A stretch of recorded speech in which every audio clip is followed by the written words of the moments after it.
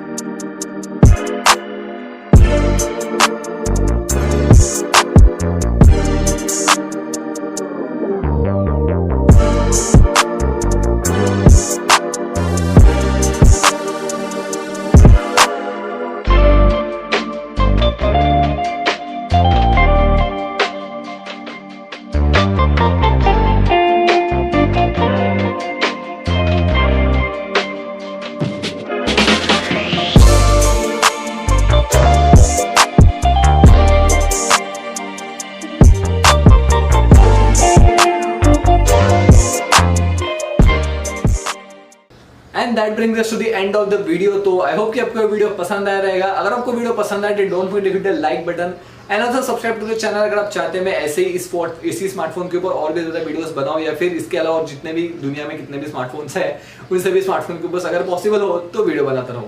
तो that's all for this video, then thank you so much for watching. मिलते हैं आपसे अगले वीडियो में, तब तक के लिए bye bye, take care and have a great day.